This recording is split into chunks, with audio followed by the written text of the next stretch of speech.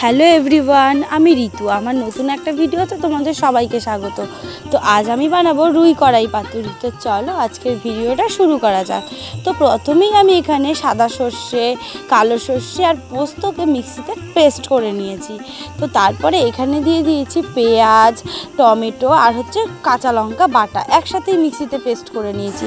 তারপরে দিয়ে দিয়েছি রসুন বাটা আর দিয়েছি আদা বাটা। তারপর দুটো কাঁচা লঙ্কা, হলুদ গুঁড়ো, জিরে গুঁড়ো, ধনে গুঁড়ো, তারপরে নুন আর একটুখানি শুকনো লঙ্কার গুঁড়ো। ব্যাস, সব কিছুকে আবার ভালোভাবে আমি এখানে মিক্সড করে নেব।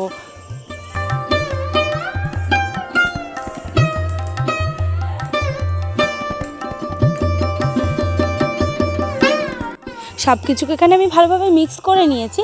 তারপর এখানে দিয়ে দিয়েছি সরষের তেল। এরপর এখানে মাছগুলোকেও দিয়ে দেবো।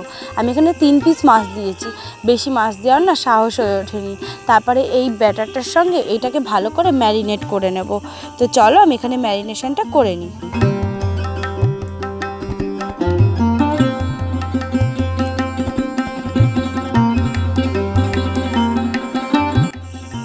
মাছটা এখানে ম্যারিনেট করে আমি রেখে দিয়েছি।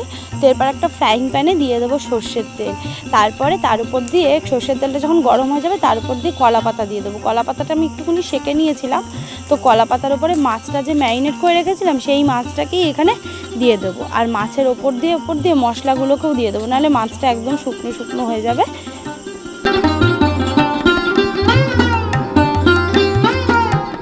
মাছটাকে এখানে সাজিয়ে দেওয়ার পর এর ওপর দিয়ে দেবো একটু সর্ষের তেল। আর দুটো কলা পাতাকে একদম ওপর দিয়ে চাপা দিয়ে দিয়েছি। এরপর একটা ঢাকনা দিয়ে ঢাকা দিয়ে দেবো। আর ভেতরের এই যে ছিদ্রটা আছে না, এটাকেও একটা কিছু দিয়ে মুখটা বন্ধ করে দেবো, যাতে বাষ্পটা বাইরে না বেরোতে পারে। 15 মিনিট ঢাকা দিয়ে রাখার পর ঢাকনাটা এবার খুলে নেব। তো আমাদের পাতুরি একদম রেডি হয়ে গেছে।